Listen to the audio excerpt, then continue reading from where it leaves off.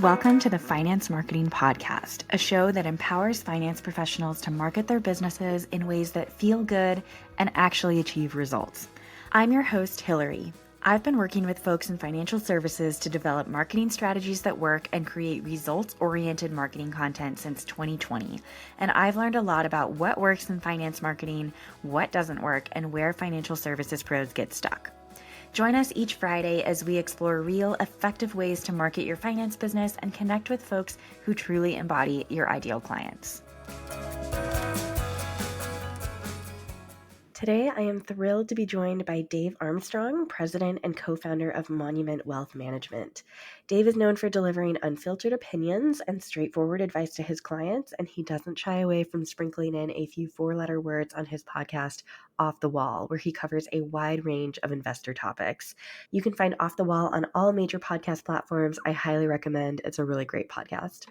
Now, in our conversation today, Dave takes us on a journey from his days as a Marine Corps officer to co-founding Monument Wealth Management right in the midst of the 2008 financial crisis. He shares how embracing authenticity, both in client interactions and digital content, has really set his firm apart in the crowded financial advisory space. And Dave also dives into the importance of repurposing everyday interactions into valuable content so that he doesn't spend a ton of time brainstorming ideas for content, and how a strong digital presence can make content creators the new rainmakers in the financial services industry. Now, this episode is packed with insights that are so valuable for financial advisors and coaches who want to market their business in a way that really feels true to who they are and don't want to have to feel like they're hiding behind a persona that's not really them. So whether you're struggling to differentiate yourself, or you're wondering how to create content that truly resonates with your audience, or if you're just wondering, is it okay to use the four-letter words that I use in everyday language, Dave's straightforward advice will help you rethink your approach to marketing. So without further ado, let's dive in. Well, today I'm so excited to welcome David Armstrong onto the Finance Marketing Podcast. David, how are you today? I'm great. Thanks for having me on, Hillary. Appreciate it. Yeah, I would love to start if you could just tell us a little bit about who you are. Tell us about your firm and kind of how you got started. Sure. Well, to tell you my backstory, I have to start back when I was in my 20s. I was living the time of my life. Ever since I was a teenager, I knew that I wanted to be a Marine Corps officer. I was, some people will call it a victim of the Top Gun movie success as a recruiting tool. But when I went to the University of South Carolina and did ROTC, and I had poured my heart and soul into earning the title United States Marine. And I eventually found myself flying around the world, deploying for 6 months at a time on Navy ships around the world. And I was flying off those ships in Huey helicopters at night with my face covered in all this camouflage paint, my legs dangling out the door with my full kit going 100 miles an hour, just a few feet over the ocean, and landing places that I had never stepped foot on before. It was so much fun. I was visiting foreign countries, parachuting out of planes, conducting patrols and doing all kinds of neat stuff. And sometimes I carried hand grenades and machine guns and mortar rounds, and sometimes I carried enough explosives to drop the Brooklyn Bridge. But for a kid who loved to shoot off bottle rockets and fire off M80s, I was absolutely living the dream. And through those times, I learned that, grit and guts and willpower and overcoming fear enabled me to overcome obstacles in the harshest conditions to achieve my goals. But then by the late 90s, even after having all that fun, I had discovered that I had an even bigger passion. And this is back when the internet was born, on the back of America Online, for those of you that remember the dial-up modems. And I just found myself consumed with all things investing. Mm. And, I'll never forget the first time I bought a stock. I didn't even know what I was doing. I bought like 100 shares of America Online and Netscape and those tech stocks. And my thrill for all things military related really took a back seat to my newly found interest in investing, and decided to get out of the Marine Corps and go back and get my graduate degree. I had no business background. And after I graduated with my MBA, I started working at some big Wall Street firms. And for about 8 years. Yeah, about 8 years. I worked for a big firm doing wealth management, a couple of big firms, and discovered that, I really had more of a passion, I think, distilled out of my experience in the Marines and the confidence that that gave me to start my own firm. So in May of 2008, my business partner, Dean Catino, and I, we started Monument Wealth Management, May of 2008, right? Perfect timing heading into the financial crisis. And we made it. And here we are 16 plus years later Wow. in Alexandria, Virginia. We've got 11 people that work here, and I love it. That is incredible. It is fascinating to me that, you know, somehow as a young man, investing took the front seat over, jumping out of planes and, Yeah. and all of that. So that's really, really cool and really speaks to your passion for it. Yeah, thanks. And my back and my knees are better off for it as well. So, Of course, absolutely. Um, tell me a little bit about what it was like to start a business in 2008 and have everything kind of with. So I was in high school in 2008. And so I don't have quite the memory of when everything started to fall apart. Had you started your business prior to that? Or, yeah.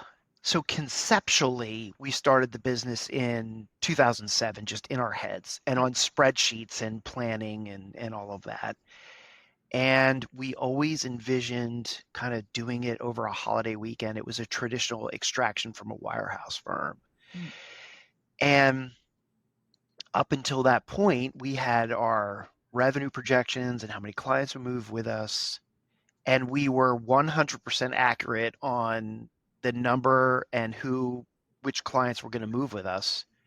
We forecasted that properly. What we didn't forecast was that 3 months later or 3 months into it, those clients were going to be worth 40%, 50% less with their billable assets. So all of our modeling that we had done for, how do we pay our expenses, all of that was wildly off. mm, And at first it was pretty scary. We were living out of savings and making payroll out of our personal savings and, home equity lines and things like that. And really kind of scared that it wasn't going to work. mm, What we discovered was that we were trying to make it work under the old mentality that we had coming out of a wirehouse. mm. And it took a client to say to us, if you're so much different than all of your competition who's really struggling right now, and you're telling me that you're different, you sure are working really hard to look like them. Wow. And it kind of hit us like our our business opportunity is being different from them. And we actually used to have a tagline we used to say all the time, like, we believe in being different, Mm, until that was challenged. And I'd have to fast forward in the story to 2018 to tell that part of the story. But that was sort of our thing, which, we believe in being different, which we did. We just had to figure out how we were different. mm, And so when we started talking to new clients, it was this confluence of our confidence in having created something new and different and their sourness on Wall Street firms in 2008, 2009, mhm. and the financial crisis really allowed us to ramp up our new client onboarding. And I feel like that's when Monument really exploded. So it was scary at first, but then when we kind of embraced the opportunity and Mm. realized that we could present an alternative to what everybody was kind of upset about, it got pretty exciting. We started to grow pretty fast. Mm, okay, wow, that is so fascinating. Do you mind if I ask you to go a little deeper with me? What did you come up with in terms of how you were different at that point? Well, at that point, something that was really different was just your ability to blog and communicate with the general public in the digital realm, and Mm, social media was kind of coming on the scene as well. mm, And we really embraced the opportunity to communicate with our clients in a way that we were never able to do before when we were part of a bigger firm. mm, And that kind of started what was different about it. And we were just the fact that we could communicate rapidly and across not only the client base, but anybody that wanted to pay attention to us, things that we were thinking, Mm. what was influencing our decision, what was influencing the advice that we were giving clients. And that went on for a number of different years until we started working with a woman named Terry Trespicio, who said, I really want to help you with your messaging because I think you're onto something. You're just not doing it right. I was like, okay. So she started quizzing me. She's like, well, you say you believe in being different, but how? And I'm like, because I said so.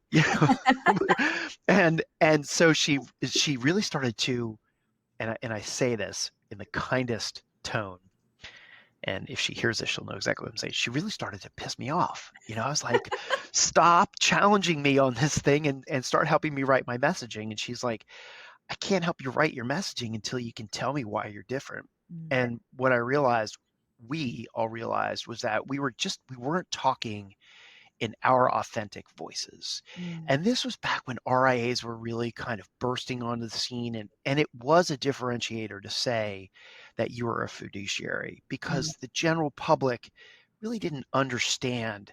And I'll argue that they still kind of don't. But as a marketing tool, it was something that you could differentiate yourself on.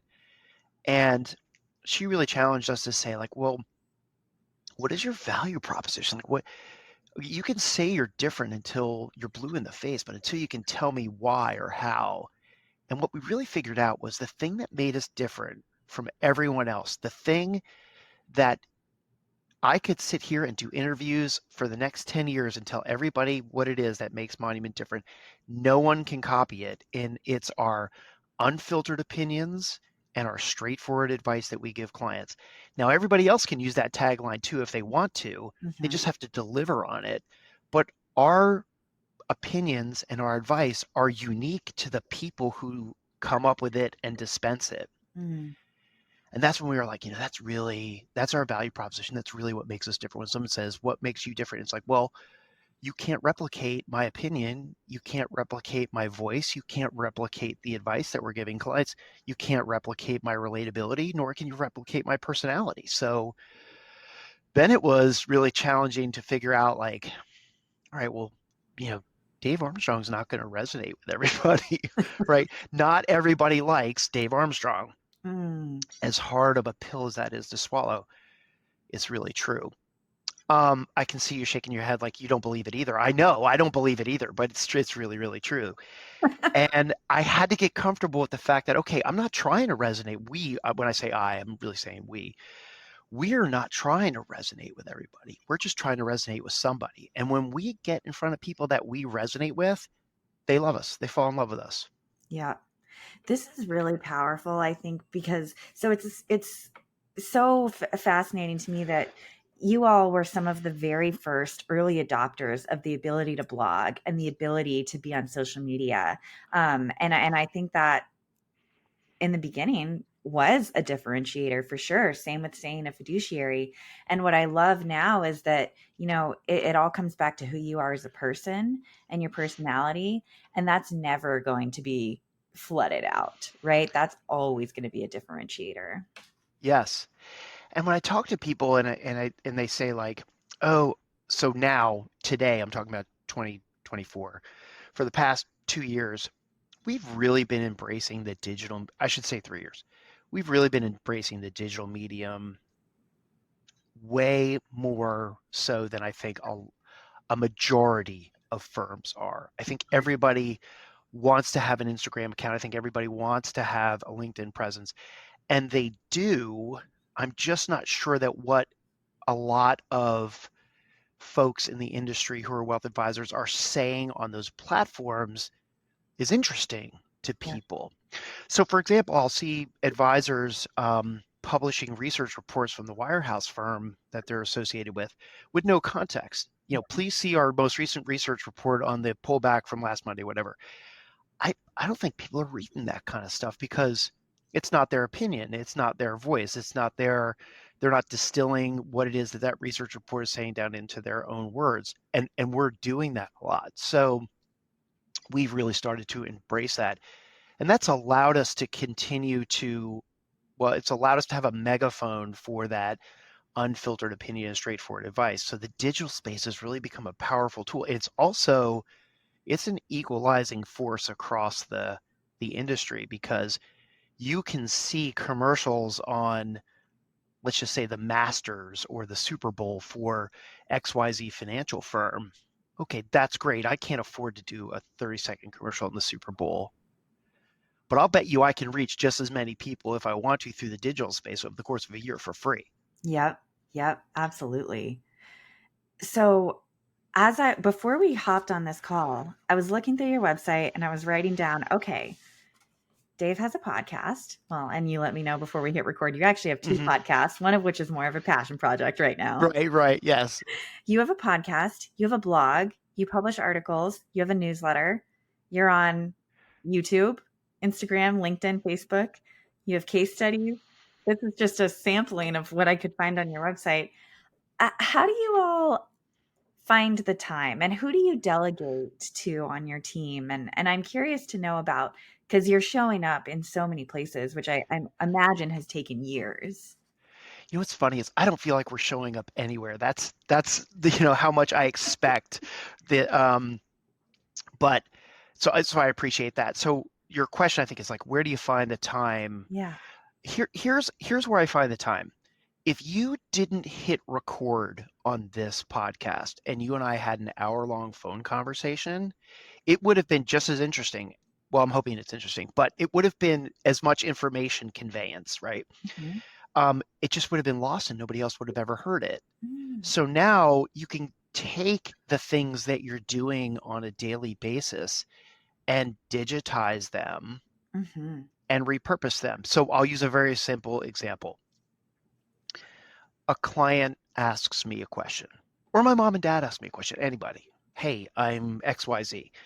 And I type an email response to that takes me 15, 20 minutes or 10. I essentially just wrote a blog. I'm just only sharing it with the person who asked me the question. So people are creating content all the time. They're just not really thinking through how can they capture it or repurpose it. So I challenge people here at Monument all the time. I'm like, if you send me an email and say, hey, look at this interesting graph that I just saw, or hey, I was reading about XYZ in the journal, it made me think that. My first response to them now, and they all know this, is I'm like, why are you telling me about it? You should be telling everybody about it. Put it on paper, write it down, get it through to me to compliance, let me approve it, and then post it on social media.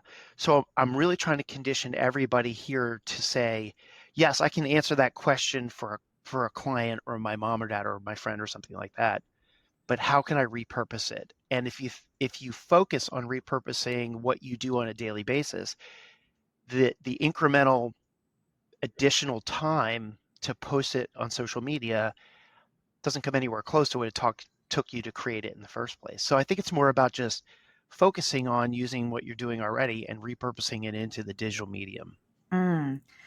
Okay, so I love this culture that you're creating with your team in your office to kind of help everybody think about how can we all contribute to the Monument Wealth platforms and voice that's coming out here. I think that's really neat, and it's something that I really haven't heard before. So I really appreciate you sharing that.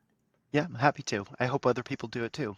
I hope so too. I think that that's just a really great nugget of wisdom. I always talk about content repurposing, but it always has to start with something, right? It starts with maybe a podcast episode, or it starts with maybe a blog that you have, and then repurpose that. You're taking it even further. Go back to the emails that you've written and the questions that you've answered with clients. I think that's so, so smart. Now, you mentioned that you do have a compliance department that you need to get stuff approved through. And I'm curious, one of your differentiators is we share unfiltered opinions. Has that caused any friction with your compliance department? Do you have any tips around that? Okay, so here's the big tip: is Dave Armstrong's the compliance department. Okay, so all right, so disclaimer. Let me explain something about Monument that's unique, just so listeners kind of understand this. We don't have individual advisors in the traditional way that people inside the industry think about, and we don't have, and I hate this term, but I'm going to use it because it's universal. There's no individual books of business. There's no individual clients here. Every client is a client of Monument Wealth Management. Mm-hmm. They may have a primary person that they talk with or that they were introduced to first, but every client is a client firm. And what that enables us to do is say, okay, of the 11, and I think of every single person that works here as an advisor. Now, the SEC may differ on the definition of that, but in my mind, that's what I think of, because everybody on this team is uniquely qualified as an expert in something to help clients wherever it is, either getting advice or doing the planning or doing the investment strategies. Operationally, I need to wire money. Like everybody is, and I'm using my air quotes here, is advising the clients in some way that is a little bit more.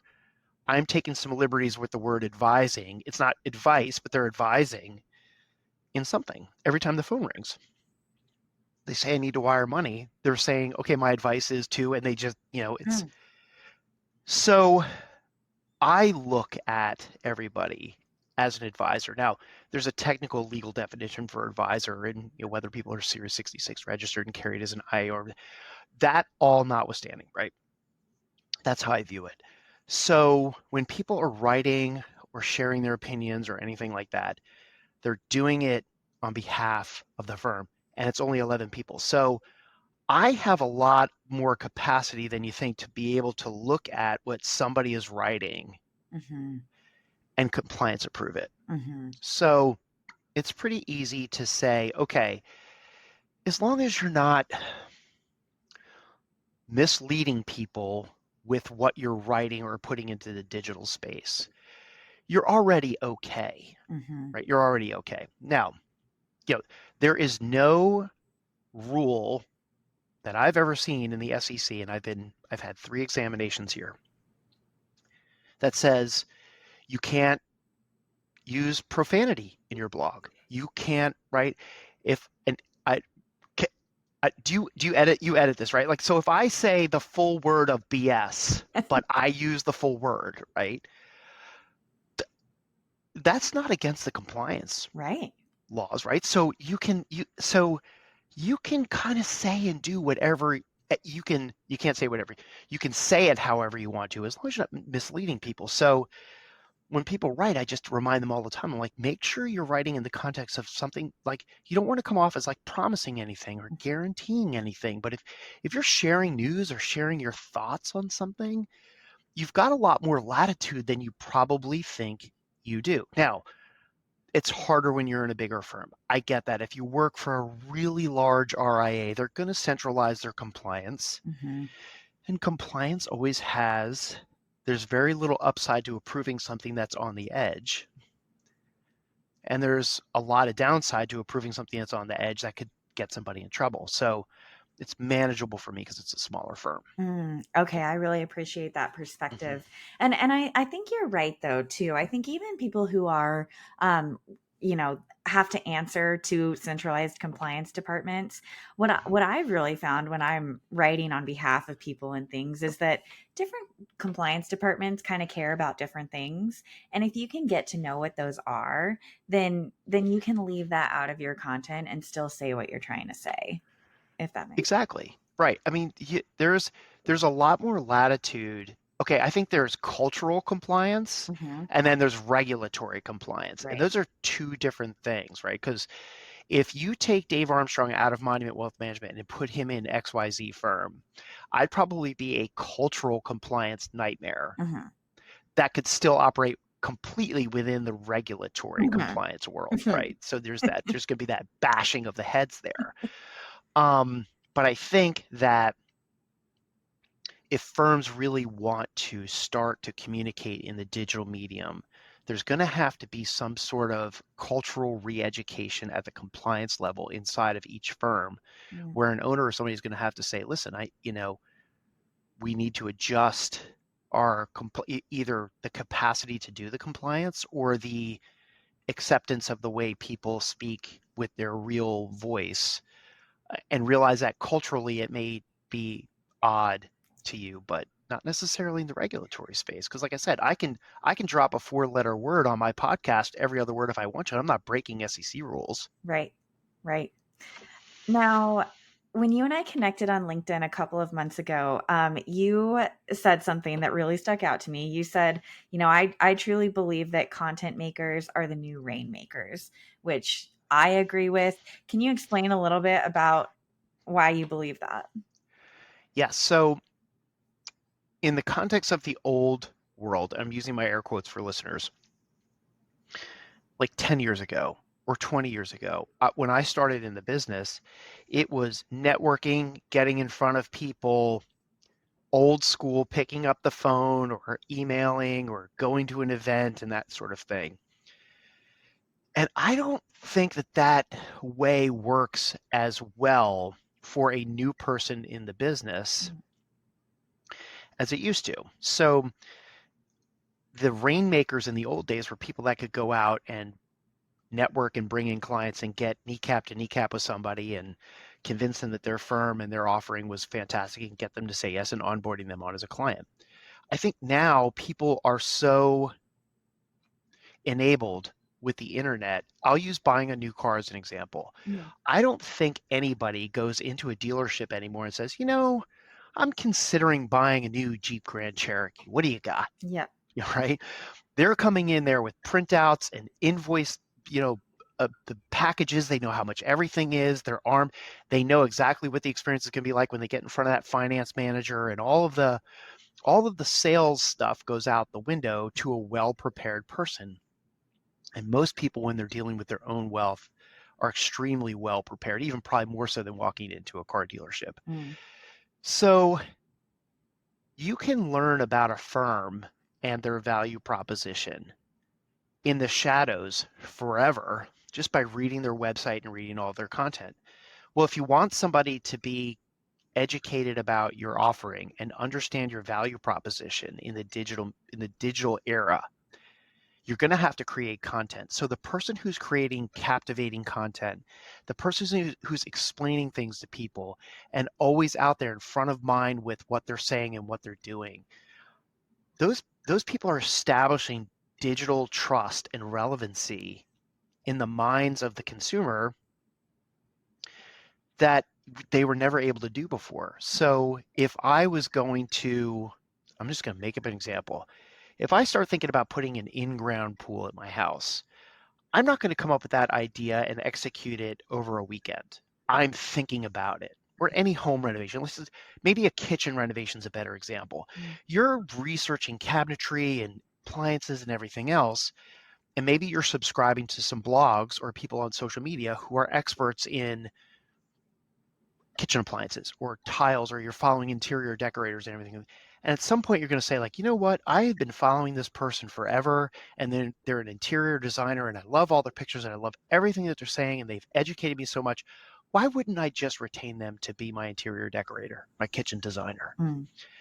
And that's why I think now the content maker is going to be the new rainmaker, because the person who is out there with their opinion and advice and distilling concepts down and explaining things to people, establishing that authority in the digital space, they're more likely to just have somebody basically reach out and say, I've been reading your stuff for a year and I'm interested if you're taking on new clients. And the interesting part about that to me, and this is our experience here, is that it completely obliterates the, I don't know what you would call it, but I'm going to use the term sales cycle, but it used to be people come in for a first meeting and a second meeting, you put out a proposal. People are coming in for a first meeting for 45 minutes. They're already decided that they're going to hire you. Right. They just want to meet you in person. Right. Right. Yeah, that's so interesting because I've been through sales cycles with advisors, and it is, when you have 1, 2, and then 3 meetings, and then they ask you, so would you like to, work together? I thought we already were working together, because right. I've gotten to know you already through your content. Do you follow up with new clients who come in to ask them about where they found you or where they saw you? And the reason I'm asking this is because I hear a lot of advisors saying, I want to put out content, but I want to know what the ROI is. And I think it's difficult to attach specific ROIs to content creation because it's a whole ecosystem of things that people come into contact with, right? Right. It's this is okay, here's classic Dave Armstrong, unfiltered, straightforward, Love right? it. I think trying to calculate your ROI it's ridiculous. Just stop and forget it, right? Because that's like saying like, well, how do I calculate the ROI on the networking event I went and how many business cards I got? Like Mm, it's never one thing. mm, Okay, so I'm going to go back to the podcast again and use it as an example. The thing that I love about the podcast is people can decide within 10 minutes if they think I'm an idiot or if I really know what I'm talking about. yeah. And the great thing is, if they think I'm an idiot, mission accomplished because I'll never hear from that person and I'll never go through the 3 meetings with them and I'll never have to spend any time with them. But for the people who stick around and listen to it, and then they're like, that Armstrong guy, he's a little kooky, but I like him, right? Like he's kind of unfiltered and he shoots straight, and that's right. Okay, I like that. And then when they come in and they say, I want to be a client, I don't, it would be silly for me to say, like, well, what's the ROI on my podcast? Because maybe that person listened to 10 podcasts. Mm, Maybe they listened to one. Maybe they listened to the podcast, went over to my LinkedIn site, and then they went back over and read some old blogs, and then they subscribed to the newsletter. And so it's impossible to calculate the ROI. yeah. I look at it and I say, what you can really calculate is I like to measure effort more than I like to measure, the actual. So like Mm, you can measure, hey, how many podcasts did you do? How many posts did you do? Because I think there's a direct correlation to volume and consistency in the digital space mm-hmm. that you really can't. So it's difficult to measure ROI. And as finance people, we want to measure ROI, but I think you're wasting your time. Mm-hmm. It's, look, are you growing your business and bringing in new clients? Mm, And did you bring in more clients? Because you can never look at it and say that client came in because of this one podcast, yep. or I spent $1,000 to create a video, and that was what. It's never one thing. So you look at your marketing budget as a total. Yeah. I suppose is one way to do it, and say, all right, I spend 200 grand on marketing. Um, how many new clients have I brought in with that 200 grand? Mm, Well, I brought in $30 million at 1%. Well, you've got a positive ROI on your marketing budget. yeah. I like this holistic view that you're talking about. And I also have to say, Dave, so many times you've started in on an answer, to something I've asked. And I'm just like, oh, I'm going to clip that out. This is so good. So I just have to tell you, thank you so Yes, much. you're going to repurpose this into multiple different things Yep. and put it all over Instagram and everything. Right, exactly. Exactly. Yep. Okay. Well, one thing that I just have to ask you about before we wrap up our conversation, I really want to know more about the newsletter that you do, and I think Sure. that's called Monument Unfiltered, right? It's called Monument Unfiltered. We will casually refer to it as hashtag unfiltered, but so this is a maturity out of the blog. Mhm. So I love the blog. I loved doing the blog because I would just sit down and just spill something out on the keyboard, whatever was on my mind or whatever I was thinking about. And that was great. And people I think read it, Yeah. but I couldn't measure it. I couldn't look at it. And I couldn't say like, well, how many people are really opening this up and what kind of people are opening it up? So I decided to experiment with what if we took the same content but put it into this newsletter thing, and then we could send it out and have different versions for different people. Mm, So one version goes out to just our clients and it's got different information in it, and another version goes out to people who aren't clients, and another version goes out to people who in the industry are referred to as COIs. mm, I like to refer to them as advocates, mhm, but that's just semantics. So it has allowed us to target the information to the people who want to consume it. mm, So my clients aren't interested in the article that is going to come out necessarily that is interesting to a CPA or vice versa. So it allows us to target the content and package it in a way that's probably more relevant to the different buckets of people. A marketing person would kill me for using that word, but different buckets of people. And we've seen a huge uptick because we used to say, hey, subscribe to the blog. And you could subscribe to the blog by putting your email address. And all you did was get an email that said there's a new blog. Mm-hmm. And you went over and you read the blog. Now we're like, hey, subscribe to this content. You get it here. And it's specific to them. So the Unfiltered isn't published on the blog anymore. And now we can see like, okay, now you can actually start to measure some things like how much is your email list growing? How many people are opening it? And what's really valuable to that is it was really tough for me to tell how popular a blog was. I can tell how popular the Unfiltered newsletter is because I can say our open rate on that last one that had a title of XYZ was off the charts relative to the one before that. Why? Right. What was it? Was it the title? Was it the content? Things like that. It's this constant improvement mechanism that we're finding is much more valuable to us than just blasting out a blog. That's so fascinating. Now, some people get uncomfortable when I ask about numbers. Some people don't. And so you don't have to answer these questions. But Sure. I'm wondering, people are always interested to know, would you mind sharing how big your email list is and kind of how long it's taken to grow? Sure. So great question. So there's two answers there. It used to be about 3,000. Okay. And that was when the email list was, hey, there's a new blog. So that's all it was. We went through and we looked at the engagement rate, like how many people actually open those things like that. And we kind of culled the list down. Smart. And so it actually went down in numbers, but now we're looking at how quickly is it growing off of the people who were engaged in it. I think we're up to about 1,700 now subscribers, but those 1,700 subscribers are way more valuable to me than say 5,000 of the old subscribers under the blog model. Yeah. Because I can see what they click and what they like, and I can measure what's interesting to people. And okay, the example is the podcast, but it will answer the question, which is I can think that a podcast topic and the guest are going to be off the charts popular, and they're not. And I can think the most mundane, boring topic that we talked about is one of the most popular podcasts that we've ever had.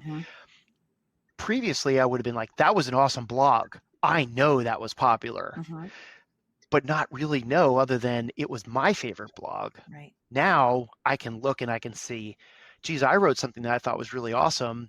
Nobody liked it. Yeah. Okay. Well, and then all right, Dave. Right. And then I wrote something off the cuff because it just came to me and I sent it and then people loved it. Right. And you would never know that.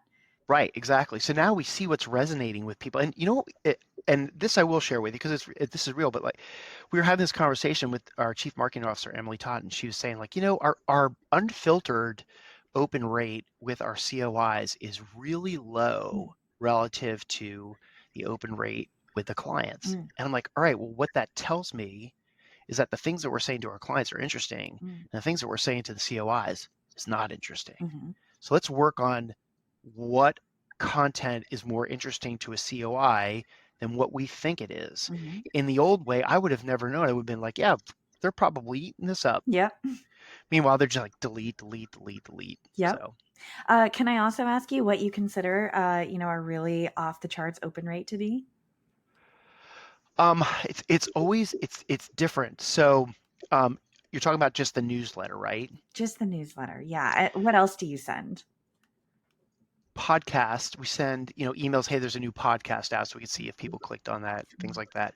But the Unfiltered, the last one we had a 30% open rate, and I was told that was really good. I'm always just curious because people have different ideas, right? Right. But this is where you get into the ROI thing, and we're going to come back to this. Let's just say that I had a 30% open rate on one Unfiltered, and then I had a 1% open rate on the second Unfiltered, but that one person out of 100 that clicked on it reached out and said, I want to have a meeting. Which one's more successful? Right.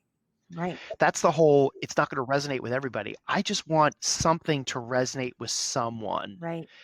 So if that, okay, pop quiz, if that 1% open rate yielded a $5 million client, and the 30% open rate yielded nothing, right, which one's more popular?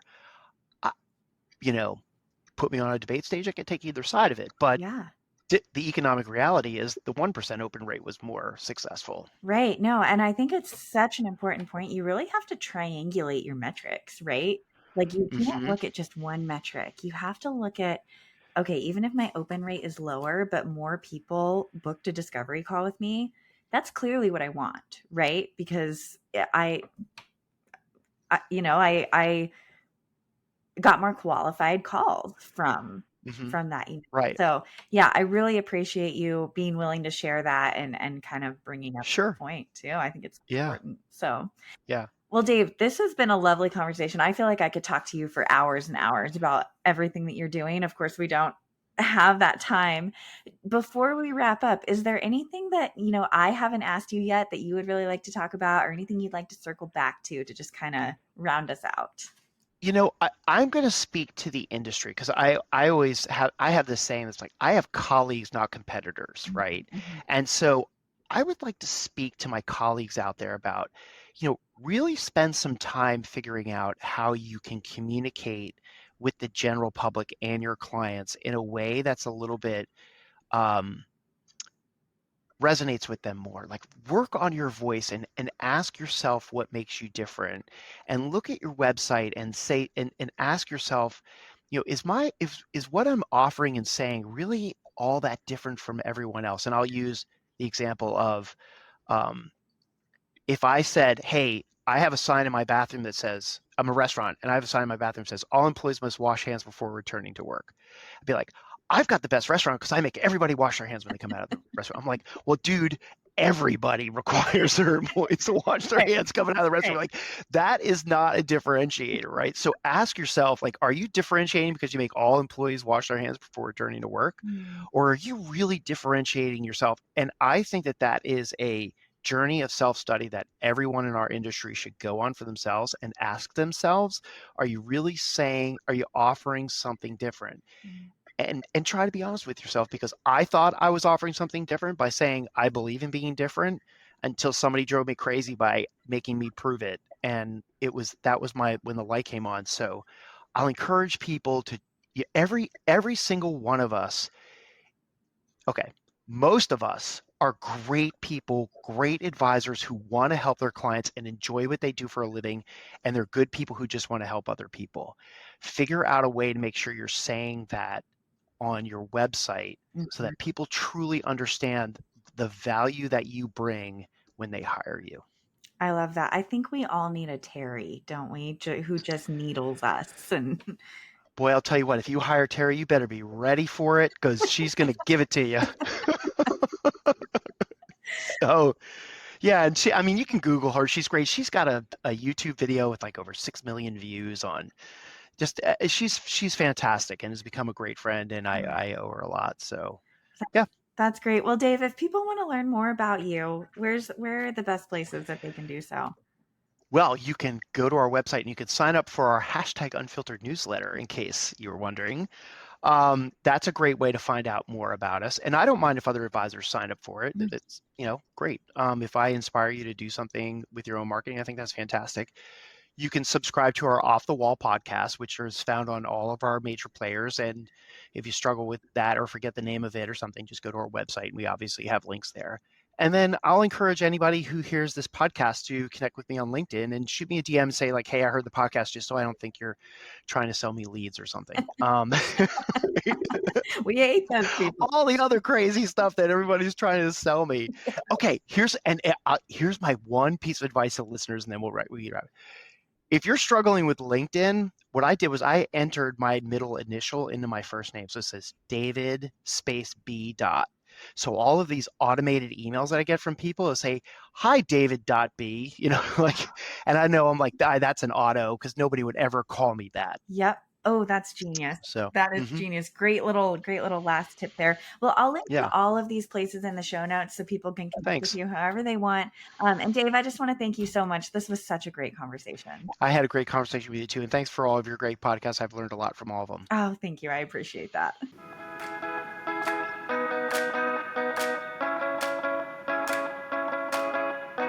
Thank you so much for joining us on this episode of the Finance Marketing Podcast.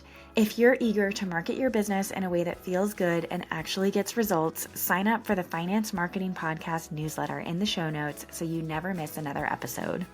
If you liked what you heard today, please be sure to subscribe to the show on your favorite listening app and leave a review on Apple Podcasts. We'll see you back here next Friday.